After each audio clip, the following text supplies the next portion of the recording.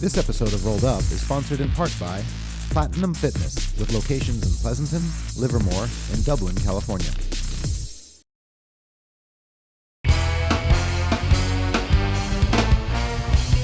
I'm an avid traveler, co-founder of BudoVideos.com, JiuJitsu black belt, and lifelong student of the martial arts, who strives to know more about the competitors and instructors who are revolutionizing the jiu-jitsu lifestyle.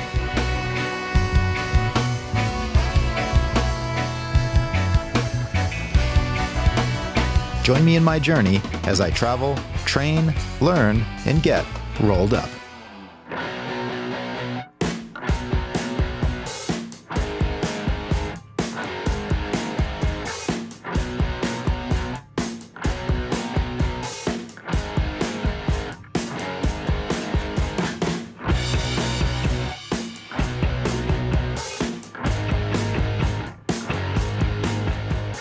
I found my way back in the Bay Area after several years to reconnect with Rhalan Gracie and of course some old friends at Rhalan Gracie, San Francisco.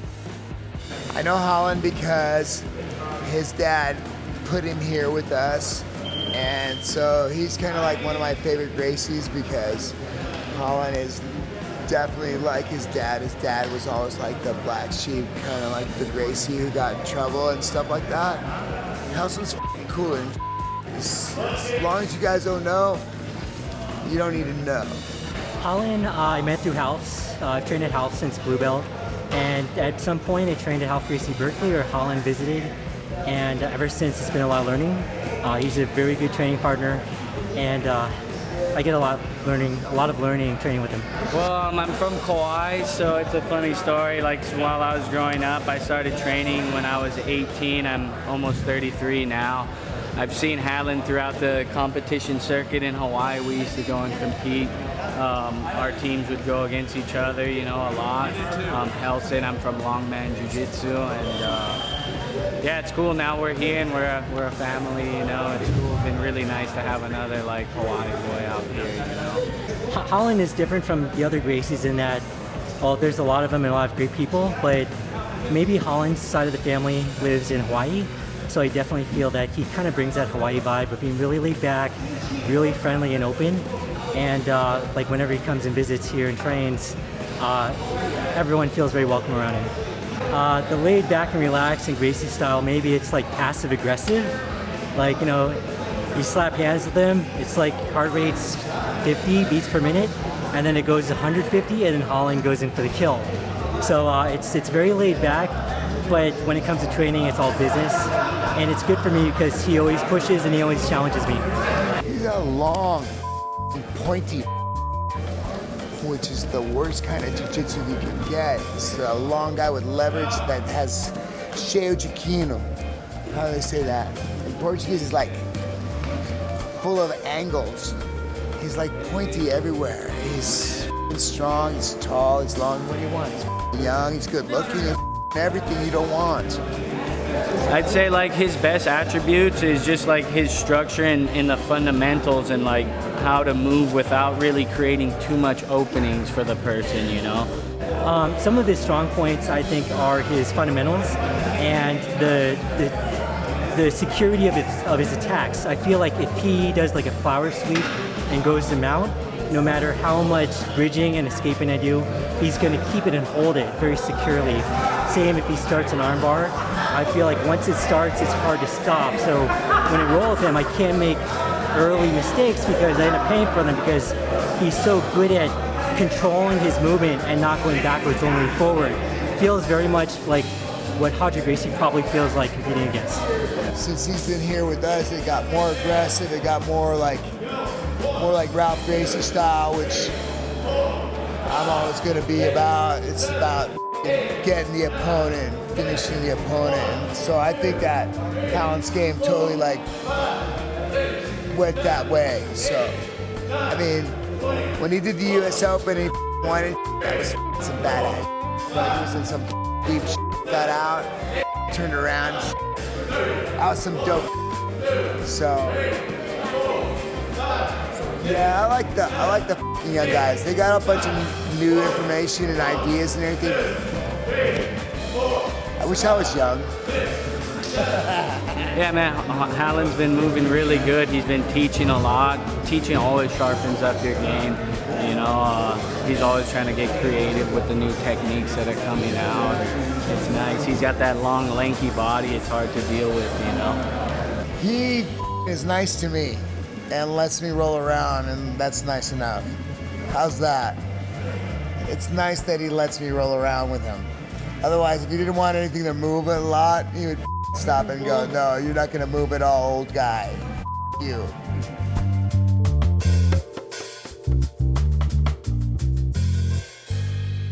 So being the grandson of the founder of Gracie Jiu-Jitsu, I imagine you started training at a very young age. How old were you when you first put on the gi?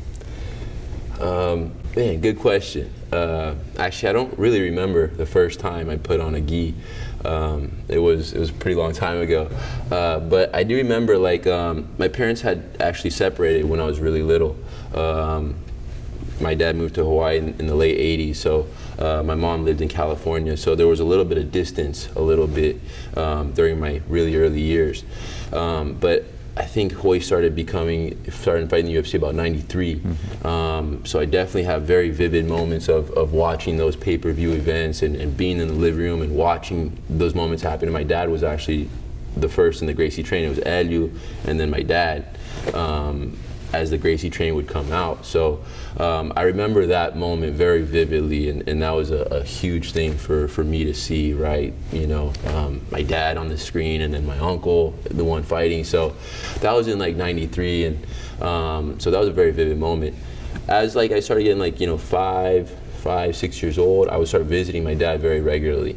My mom was around during the Rhalan Gracie days and when all the family lived together, so she was very, you know, aware of the family kind of lifestyle. Mm-hmm. And so I started visiting my dad like 5, 6. I would spend like 2-3 months during the summer, and those 2-3 months were, I mean, very playful. He lived in Hawaii, so a lot of beach, but he would also take us to the academy. I don't think he was too concerned about having us in a gi. And honestly, like the first, you know, few years, 5, 6, 7 years old, was more just like he would just put us in the car, we go, that's his routine, that's what he did, and we're just kind of tagging along, right? Like, I don't think he had a babysitter for us, so we go, and you know, years pass, and then now I'm 8, 9 years old, and then I actually started, like, you know, training a little bit more, you know.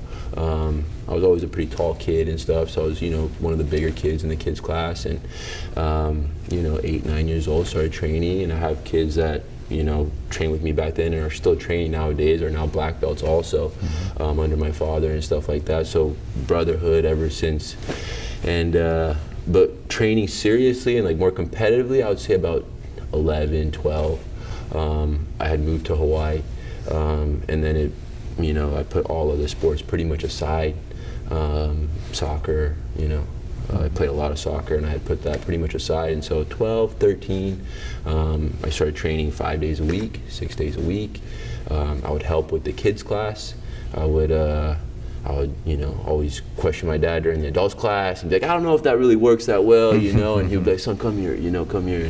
And of course, you know, he would make it work. And so yeah, I would say like competitively about 13, 14, but very playful growing up, very fun. Right. And I imagine your dad was your main teacher, probably up until black belt. Were there any other guys that strongly influenced your jiu-jitsu? Well, my dad did give me every promotion, every degree, every promotion. I've never received a promotion from another person, but there were definitely people that, you know, that I trained with and that influenced, you know, some of my game.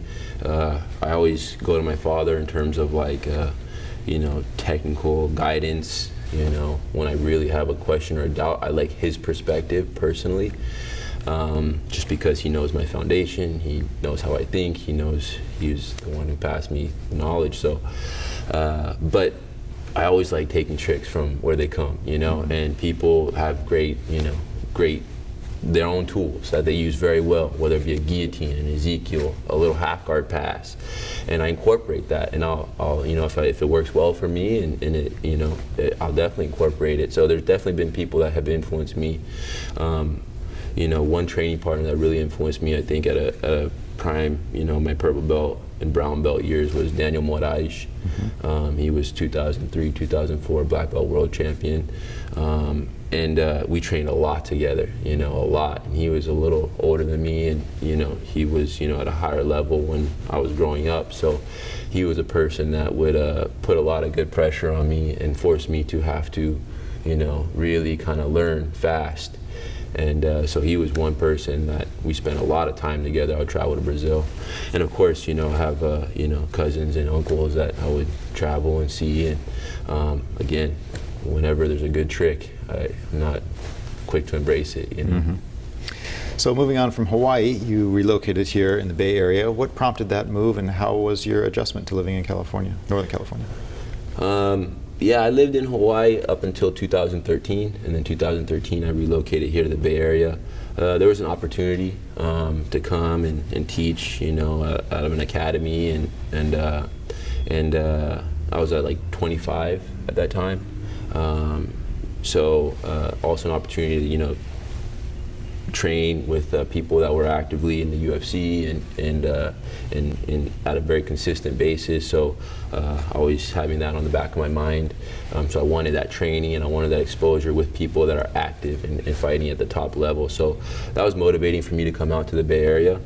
And 5 years later, I'm here teaching, and again, I got my family and stuff. So it's just time has been unrolling, and you look back and it's already been 5 years, but it doesn't feel like 5 years. It really doesn't. And many times I miss my friends and stuff from Hawaii, and I consider Hawaii home. But NorCal's been treating me very good. It's a beautiful place. Great jiu-jitsu. A lot of good training partners. And then of course, I'm not far from the beach. We got outdoor activities and things like that. So I enjoy it. How do you think your training has changed from training with these guys that are in the UFC and some of the top jiu-jitsu competitors around here? Good question. When you train, I think, with guys like, that are in the UFC and that are fighting at that level, you see how power and athleticism become a big factor. These guys not only have good technique, but they also have very high athletic training. So their conditioning is great, their explosiveness is great, their endurance is great. So it's no longer like just hitting a move. Now it's like you have to withstand those pressures, and you're gonna have to try 2, 3, 4 times before you actually hit the move on some of these guys. Of course you want to go in and first attempt finish everybody the way you want, but that's kind of, I think, the biggest thing that I've seen when it comes down to people that train on a so-so basis, and the people that are really trying to break that barrier. Not only do they have good technique, but the athletic explosiveness, flexibility, all that. So that makes for exciting roles. Right. I'd like to switch gears a little bit and talk about your philosophy of jiu-jitsu. There are some more conservative guys in the sport that only like the traditional guards. Some are more into the more sportive guards like spider guard and lapel guard. I know you have answers for all this because we had some fun rolling last night, but do you incorporate some of the more modern jiu-jitsu in your game, or do you stick to the things that your father probably grew up doing? If it works, I use it. If it works, I use it. I think it's very important to always keep an open mind. My dad would always say, until the guy comes with 3 or 4 arms or 6 legs, technique is the same. Fighting's been around since fighting's been around. And there's an interesting point to that. That's kind of true. But people, again, do things differently. And people, when they get passionate about something, they do it a lot, and they do it with a lot of intention and a lot of energy and a lot of focus. And when they start doing that and they focus around an aspect or two of the game, they can become very effective in that game. So there's times where, as much as I might not want to play like maybe a spider guard, or have to, people put you in that situation, now you're there. So I am very open to exchanging techniques and playing and training with as many different people as I can, especially if they've been doing this for a long time and jiu-jitsu is their passion. But when it comes to passing on and teaching, like especially fundamentals class, I'm very much to stick to what I was taught and the curriculum that I was taught. I don't like to just make up my own curriculum and pass on that.